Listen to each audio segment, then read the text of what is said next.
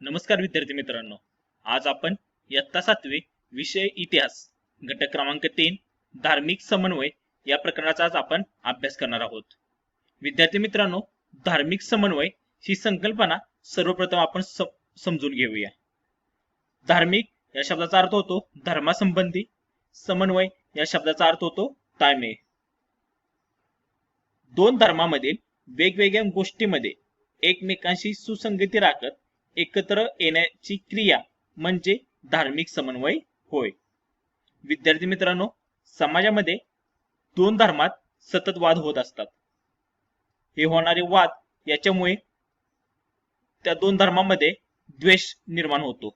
शेवटी त्या द्वेषाचे दंगलीमध्ये रूपांतर होते आणि शेवटी दोन्ही धर्मांना नुकसान सोसण्याची वेळ त्या ठिकाणी येत असते। असे द्वेष कमी करण्यासाठी ही धार्मिक समन्वय ही संकल्पना समोर आली। आज आपण त्या धार्मिक समन्वय या संकल्पनेचाच सविस्तरपणे अभ्यास करणार आहोत। प्रस्तावना: भाषा आणि धर्म यांची विविधता हे भारतीय समाजाचे एक महत्त्वाचे वैशिष्ट्य आहे। विद्यार्थी मित्रांनो, आपल्याला माहितच आहे की आपला भारत देशामध्ये विविध भाषा आणि विविध धर्म आहेत आणि यांची विविधता हेच भारतीय समाजाचे एक वैशिष्ट्य आहे। भाषामध्ये आपली राष्ट्रभाषा हिंदी असेल, मराठी आहे, तेलुगू, तामिळ, गुजराती इत्यादी भाषा बोलणारे लोक आपल्या भारतामध्ये राहतात। तसेच हिंदू, मुस्लिम, शीख, ख्रिश्चन इत्यादी धर्माचे लोक आपल्या भारतामध्ये राहत आहेत आणि हीच विविधता आपल्या भारत देशामध्ये आढळून येते। हे एक महत्त्वाचं वैशिष्ट्य आहे। भारतीय संविधानाने सर्व धर्म समभावाचे तत्व स्वीकारलेले आहे। संपूर्ण जगात एकमेव असा भारत देश आहे जो कोणत्याही एका धर्माचा पुरस्कार करत नाही, तर तो सर्व धर्मांना समान मानतो, समान लेखतो। मध्ययुगीन भारतातील समाज जीवनामध्ये या तत्वाच्या आधारे धार्मिक समन्वयाचे प्रयत्न झाले होते। जसा आज भारत देश सर्वधर्म समभावाचे तत्व अंगीकारत आहे, वापरत आहे, असेच तत्व मध्ययुगीन काळामध्ये सुद्धा समाज जीवनामध्ये वापरण्यात आलेले होते। त्यानुसारच धार्मिक समन्वयाचा प्रयत्न सुद्धा करण्यात आलेला होता। भक्ती चळवळ, शीख धर्म आणि सुफी पंथ यांचे आपल्या समाजात एक वैशिष्ट्यपूर्ण स्थान आहे। भारताच्या निरनिराळ्या प्रदेशामध्ये निर्माण झालेल्या या विविध विचारधारा त्यांनी ईश्वर भक्तीबरोबरच धार्मिक आणि सांप्रदायिक समन्वयावर भर दिलेला आहे। विद्यार्थी मित्रांनो, भारतामध्ये निरनिराळ्या प्रदेशामध्ये अशा चळवळी निर्माण झालेल्या आहेत। उदाहरणार्थ महाराष्ट्रामध्ये वारकरी संप्रदाय असेल, कर्नाटकमध्ये लिंगायत पंथ असेल, अशा विविध विचारधारा निर्माण झालेल्या आहेत। त्यांनी ईश्वर भक्तीबरोबरच धार्मिक आणि सांप्रदायिक समन्वय याच्यावर भर दिलेला आहे। विद्यार्थी मित्रांनो, धार्मिक कारणावरून समाजात अनेक दंगे होत असतात। दंगे झाली की हिंसा येते, मालमत्तेची हानी होते, याची प्रत्येकाला झळ बसत असते। म्हणूनच धर्माधर्मात सामंजस्य असले पाहिजे। ते असले तरच समाजात शांतता निर्माण होईल। शांततेच्या काळातच समाजाचा विकास होऊ शकतो। सर्व धर्मीय लोक गुण्यागोविंदाने राहू शकतात, तर त्यांचे सहकार्य मिळू शकते। म्हणून प्रत्येक समाजात धार्मिक आणि सांप्रदायिक सामंजस्य असले पाहिजे। विद्यार्थी मित्रांनो, या संबंधितच माहिती आज आपण या पाठामध्ये घेणार आहोत। भारतीय धर्मजीवनात प्रारंभी कर्मकांड आणि ब्रह्मज्ञान यांच्यावर विशेष भर होता। आता कर्मकांड आणि ब्रह्मज्ञान म्हणजे काय ते पहा। कर्मकांड हिंदू धर्मात यज्ञाने देवतांना संतुष्ट करून आपले उद्दिष्ट प्राप्त करणे म्हणजे कर्मकांड होय। विद्यार्थी मित्रांनो, आपण यज्ञ करतो हे आपल्याला माहित आहे। हिंदू धर्मात ही प्रथा आहे की हे यज्ञ केल्यानंतर आपण देवदेवतांना संतुष्ट करून आपले उद्दिष्ट प्राप्त करू शकतो. यालाच काय म्हटलेलं आहे, कर्मकांड असे म्हटलेले आहे. दुसरी संकल्पना आहे ब्रह्मज्ञान. जीव स्वतःला शिवापेक्षा वेगळा समजतो. जीव म्हणजे आपण स्वतःला शिवापेक्षा, शिव म्हणजे शंकर, यांना वेगळं समजतो. जीवाला शिवाची ओळख किंवा ज्ञान म्हणजे ब्रह्मज्ञान होय. म्हणजे जेव्हा जीव साधनेच्या जोरावर स्वतःला शिवात विलीन करतो तेव्हा त्याला ब्रह्मज्ञान झाले असे म्हणतात. या दोन्ही संकल्पना याच्यावर भारतीय धर्मजीवन सुरुवातीला चालत होते. मध्ययुगात हे दोन्ही मार्ग मागे पडून भक्ती मार्गास महत्व आले. भक्ती म्हणजे ईश्वराविषयी असणारी प्रेम, श्रद्धा, आदरभाव म्हणजे भक्ती होय. या भक्ती मार्गामध्ये हे दोन्ही मार्ग कर्मकांड आणि ब्रह्मज्ञान मागे पडले. या मार्गात अधिकार भेदांचे फाजील महत्व नसल्याने धार्मिक समन्वयाला आणखी चालना मिळाली. विद्यार्थी मित्रांनो, ज्यावेळेस कर्मकांड केले जात होते, ब्रह्मज्ञान केले जात होते, त्यावेळेस एखाद्या वर्गाचे त्याच्यावर अधिकार राहायचे. उदाहरणार्थ यज्ञ करायचा असेल तर पुरोहित वर्गांचे त्याच्यावर वर्चस्व असायचे. पण जेव्हा भक्ती मार्गास सुरुवात झाली तेव्हा या अधिकार भेदांचे फाजील महत्व नष्ट झाले. त्यामुळे धार्मिक समन्वयाला आणखीन चालना मिळू लागली. भारतातील वेगवेगळ्या प्रांतांमध्ये स्थानिक परिस्थितीला अनुसरून भक्तिपंथाचे वेगवेगळे आविष्कार आढळून येतात. भारतामध्ये वेगवेगळे प्रांत आहेत. तिथली स्थानिक परिस्थिती समजून घेऊन भक्तिपंथाने आपापले नवीन आविष्कार दाखवण्यास सुरुवात केली. त्यामध्ये महाराष्ट्रामध्ये वारकरी पंथ उदयास आला, कर्नाटकमध्ये लिंगायत पंथ उदयास आला, असे विविध पंथ निर्माण झालेले दिसून येतात. या पंथांनी संस्कृत भाषेऐवजी सर्वसामान्याच्या भाषाचा अवलंब केला. हे पंथ सुरुवातीला संस्कृत भाषेचा मोठ्या प्रमाणात वापर करत होते, परंतु त्यांच्या असं लक्षात आलं की जर सर्वसामान्याच्या भाषांचा त्या ठिकाणी जर अवलंब केला, त्यांच्या प्रादेशिक भाषाचा जर अवलंब केला, तर हे धार्मिक समन्वयाला आणखी चालना मिळू शकेल. म्हणून त्यांनी संस्कृत भाषेऐवजी सर्वसामान्याच्या भाषांचा अवलंब सुरू केला. यामुळे अशा प्रादेशिक भाषांच्या विकासासाठी या धार्मिक चळवळींचा हातभार लागला.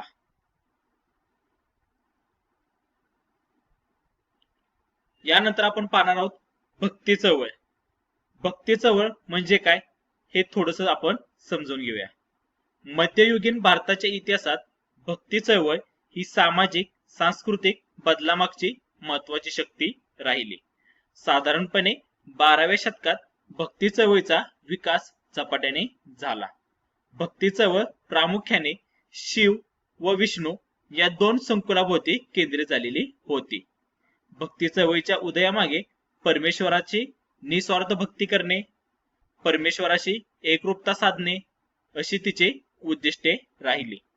हिंदू धर्मात निर्माण झालेली जटिलता, जातीविशिष्ट समाज रचना व त्यातून निर्माण झालेला स्पृश्य अस्पृश्य, श्रेष्ठ कनिष्ठ असा सामाजिक भेद, कर्मकांडाचे वाढलेले महत्व व त्यामुळे दिशाहीन बनलेल्या समाजाला दिशादर्शन करण्याचे महत्वाचे कार्य भक्ती संप्रदायाने हाती घेतलेले होते. अशा भक्ती चळवळीची आपण माहिती घेणार आहोत. भक्ती चळवळ दक्षिण भारतात शिवभक्त असलेली नायनार आणि अळवार या भक्ती चळवळी उदयास आल्या. आपल्या भारतातील दक्षिण बाजूकडच्या या दोन चळवळी ज्या शिवभक्त चळवळी म्हणून ओळखल्या जातात, त्यामधील नायनार आणि अळवार या दोन भक्ती चळवळी आहेत. नायनार हे शिवभक्त होते तर अळवार हे विष्णू भक्त होते. शिव आणि विष्णू एकच आहेत असे मानून त्यांच्यामध्ये समन्वय करण्याचे प्रयत्नही झाले. म्हणजेच शिव आणि विष्णू हे दोन देवता एकच आहेत असे लोकांच्या मध्ये समज सुद्धा झाला आणि त्यामधून समन्वय करण्याचे प्रयत्न सुद्धा करण्यात आले. अर्धा भाग विष्णूचा आणि अर्धा भाग शिवाचा दाखवून हरिहर या स्वरूपातील मूर्ती मोठ्या प्रमाणात निर्माण करण्यात आल्या. या ठिकाणी आपण चित्रामध्ये पाहू शकता की अर्धा भाग शंकराचा आणि अर्धा भाग विष्णूचा या दोन्हींची मिळून एकच मूर्ती तयार करण्यात आलेली आहे. त्याचं नाव आहे हरिहर. या मूर्ती दक्षिण भारतामध्ये मोठ्या प्रमाणात आपल्याला आढळून येतात. या भक्ती चळवळीमध्ये समाजाच्या सर्व स्तरातील लोक सहभागी झाले होते. म्हणजेच गरीब श्रीमंत जातपात असा कोणताही भेदभाव न होता भक्ती चळवळीमध्ये सर्व समाजातील लोक सहभागी झालेले होते. ईश्वर प्रेम, माणुसकी, भूतदया, करुणा इत्यादी मूल्यांची शिकवण या भक्ती चळवळीने दिलेली आहे. ईश्वर प्रेम म्हणजे ईश्वराबद्दल असणारे प्रेम, माणुसकी म्हणजेच माणुसकी माणसाला दुसऱ्याला मदत करण्यास प्रवृत्त करते किंवा भाग पाडते अशी शिकवण देणारे, भूतदया सर्व प्राणीमात्रांशी दयाबुद्धीने राहणे, करुणा असा मनोभाव जो दुसऱ्याचे दुःख पाहून ते दूर करण्यासाठी त्याला प्रेरणा देतो किंवा त्याच्यासाठी प्रयत्न करतो, अशा मूल्यांची शिकवण या भक्ती चळवळीच्या मार्फत करण्यात आलेली होती. आता आपण पाहणार आहोत या भक्ती चळवळीमधील महत्वाचे संत आणि त्यांनी केलेले कार्य याच्याबद्दल आपण माहिती घेणार आहोत. यामधील पहिले संत आहेत संत रामानुज. दक्षिण भारतात रामानुज आणि इतर आचार्यांनी भक्ती चळवळीचा पायाभक्कम केला. भारताकडील जे दक्षिण बाजू आहे, दक्षिण भागामध्ये येणारे कर्नाटक असेल, तामिळनाडू असेल, आंध्र प्रदेश असेल, अशा ठिकाणी संत रामानुज आणि त्यांच्या इतर आचार्यांनी भक्ती चळवळीचा पाया भक्कम केला. त्यांनी अशी शिकवण दिली होती की ईश्वर सर्वांसाठी आहे, ईश्वर भेदभाव करत नाही. म्हणजेच ईश्वर हा एक आहे, जात धर्म पंथ तो मानत नाही, तो सर्वांसाठी एकच आहे. ईश्वर कोणाच्यातही भेदभाव करत नाही असे त्यांनी शिकवण आपल्या भक्तांना दिलेली होती. उत्तर भारतातील रामानुजांच्या शिकवणीचा मोठा प्रभाव पडलेला होता. दक्षिण भारतामध्ये जरी त्यांनी ही शिकवण दिली असेल तरी त्याचा प्रभाव मात्र उत्तर भारतामध्ये सुद्धा पडलेला होता. यानंतर पुढचे संत आहेत स्वामी रामानंद. स्वामी रामानंद हे मध्ययुगीन भक्ती चळवळीचे महान संत मानले जातात. उत्तर भारतात भक्तीचा उपदेश करणारे ते असे पहिले शिक्षक होते. उत्तर भारतात भक्तीचा प्रसार करण्याचे श्रेय स्वामी रामानंद यांना जाते. विद्यार्थी मित्रांनो, दक्षिण भारतामध्ये रामानुज यांनी भक्ती चळवळीचा पाया भक्कम केला होता, तर स्वामी रामानंद यांनी भक्ती चळवळीचा प्रसार हा उत्तर भारतामध्ये मोठ्या प्रमाणात केलेला होता. त्यांनी अस्पृश्यता, जातीयवाद यासारख्या समाजात असणाऱ्या वाईट गोष्टींना विरोध केला. सर्व जातीसाठी भक्ती मार्गाची दारे उघडली. विद्यार्थी मित्रांनो, अस्पृश्यता म्हणजे काय? तर धार्मिक किंवा सामाजिक दृष्टीने अस्पृश्य समजल्या जाणाऱ्या व्यक्तीचा स्पर्श किंवा सावली ही सुद्धा अशुभ किंवा विटाळ मानली जाते. अशी स्थिती असणाऱ्या लोकांच्या बद्दल, तसेच जातीयवाद, दोन जातीमध्ये होणारे वाद असतील, तर यासारख्या समाजात असणाऱ्या वाईट गोष्टी यांना स्वामी रामानंद यांनी विरोध केला. त्यांनी सर्व जातींसाठी आपल्या भक्ती मार्गाची दारे उघडली, खुली केली.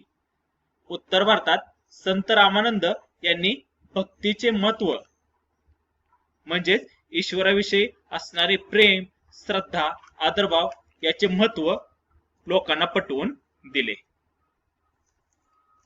यानंतर पुढचे संत आहेत संत कबीर. संत कबीर हे भक्ती चळवळीतील एक विख्यात संत होय. त्यांनी तीर्थक्षेत्रे, व्रते, मूर्तिपूजा यांना महत्व दिले नाही. तीर्थक्षेत्रे म्हणजे धार्मिक दृष्टीने पवित्र मानले जाणारी स्थान किंवा जेथे धार्मिक कार्य केले जाते असे ठिकाण. उदाहरणार्थ काशी असेल, त्र्यंबकेश्वर असेल, अशा ठिकाणची तीर्थक्षेत्रे. तसेच व्रते म्हणजे पुण्य किंवा धार्मिक पूजापाठ करिता नियमाने धार्मिक कृत्य किंवा केलेला उपवास म्हणजे व्रत होय. उदाहरणार्थ मार्गशीर्ष महिन्यात श्री लक्ष्मी मातेचे व्रत आपण दर गुरुवारी करत असतो. त्यानंतर मूर्तिपूजा, मूर्तीतच देवाचा अंश मानून त्याची पूजा करणे म्हणजे मूर्तिपूजा होय. पण या तिन्ही गोष्टींना संत कबीर यांनी महत्व दिले नाही. सत्यालाच ईश्वर मानले. जे आपण सत्य बोलतो त्यालाच त्यांनी ईश्वर मानले. सर्व मानव एक आहेत अशी शिकवण त्यांनी दिली.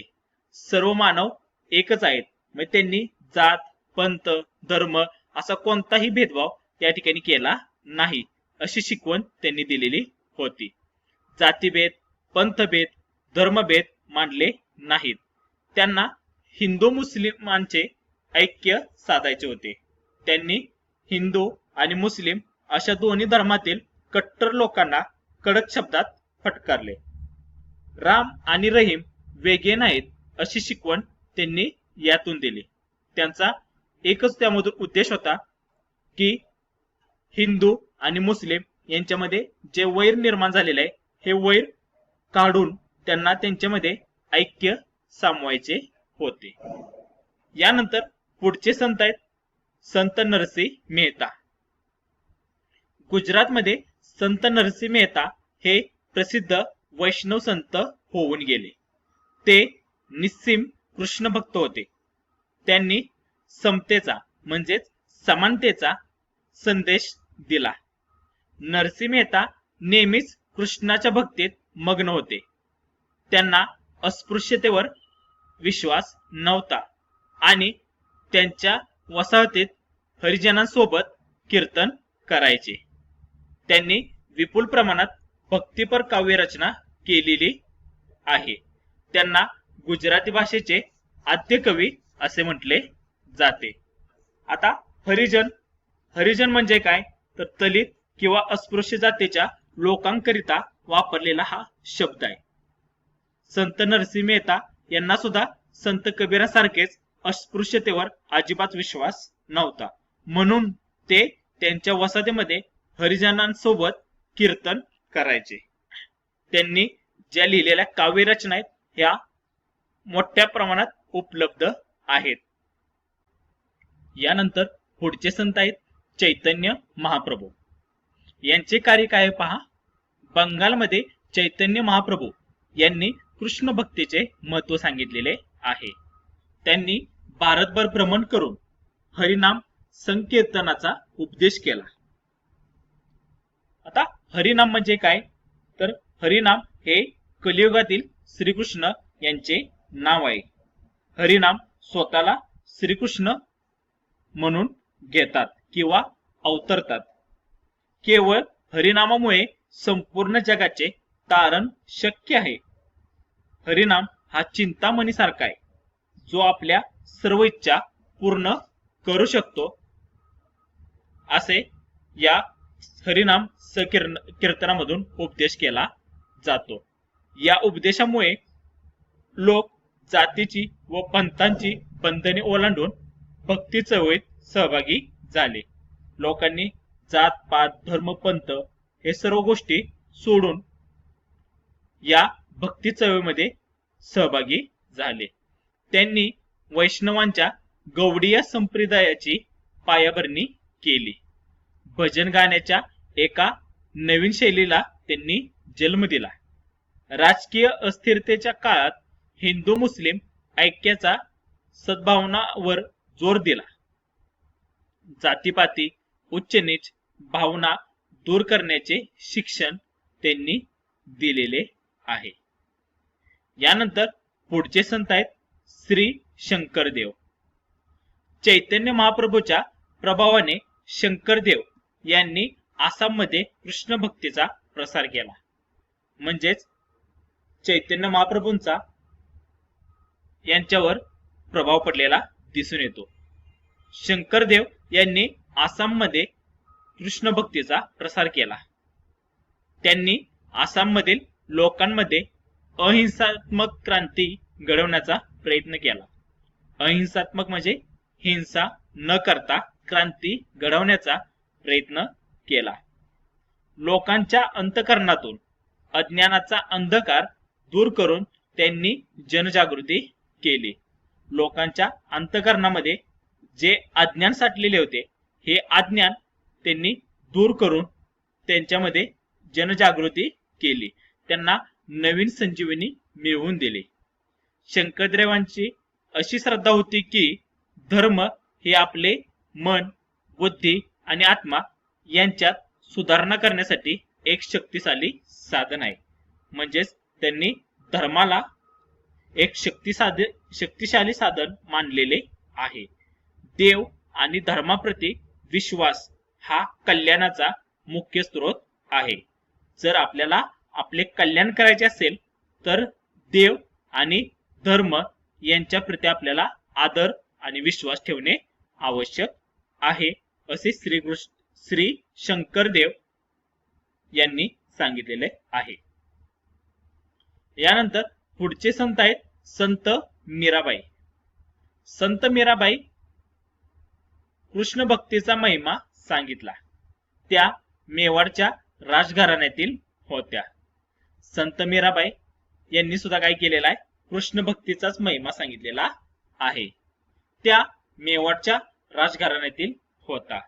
राजघराण्यातील सुखांचा त्याग करून त्या कृष्ण भक्तीत तल्लीन झाल्या. राजघराण्यामध्ये मिळणारे जे सुख आहे हे सुख सर्व सोडून दिले आणि आपले मन कृष्ण भक्तीमध्ये वळवून टाकले. राजस्थानी व गुजराती भाषांमध्ये त्यांनी भक्ती रचना केल्या. आजही त्यांच्या रचना प्रसिद्ध आहेत. संत मीराबाई यांनी राजस्थानी आणि गुजराती या भाषांमध्ये आपल्या भक्ती रचना लिहून ठेवलेल्या आहेत आणि या रचना आज सुद्धा प्रसिद्ध आहेत. त्यांची भक्तिगीते भक्ती, सहिष्णुता व मानवता यांचा संदेश देणारी आहेत. त्यांच्या भक्तिगीतामधून भक्ती म्हणजेच ईश्वराविषयी असणारे प्रेम, श्रद्धा किंवा आदरभाव, तसेच सहिष्णुता म्हणजे सहन करण्याचा स्वभाव म्हणजे सहनशीलता, संकट काळात आपली किती सहनशीलता आहे यावर आपला विजय ठरत असतो. ही सहनशीलता सुद्धा त्यांनी यातून दाखवलेली आहे. तसेच मानवता म्हणजेच माणुसकी, सुधारलेल्या मनुष्याचे गुण किंवा भावना. माणुसकी माणसाला दुसऱ्यांना मदत करण्यास प्रवृत्त करते किंवा भाग पाडते, त्यालाच मानवता असं म्हटलं जातं. याचा संदेश देणारी ही संत मीराबाईंची भक्तिगीते आहेत. यानंतर पुढचे संत आहेत संत रोहिदास. हे मध्ययुगीन भारतातील हिंदू संत होते. त्यांच्या गुरूंचे नाव रामानंद स्वामी होते. संत कबीर यांचे समकालीन होत, तर संत मीराबाई यांच्या शिष्या होत्या. संत रोहिदास महाराज हे भारतभर फिरले. त्यातून त्यांना देशातील जाती व्यवस्थेचे दाहक अनुभव आले आणि त्यामुळे ते समतेचे पुरस्कर्ते झाले. रोहिदास महाराज सुद्धा भारतभर फिरले होते. या भारत भ्रमणामध्ये त्यांना देशातील जाती व्यवस्थेचे दाहक अनुभव त्यांना आले. त्यामुळे त्यांनी समता याचाच पुरस्कार केला. समता म्हणजे समानता. त्यांच्या अलौकिक विद्वत्तेने सर्व जातीतील लोक त्यांच्याकडे आकर्षित झाले, त्यांचे शिष्य बनले. त्यात राजघराण्यातील लोकांचाही समावेश होता.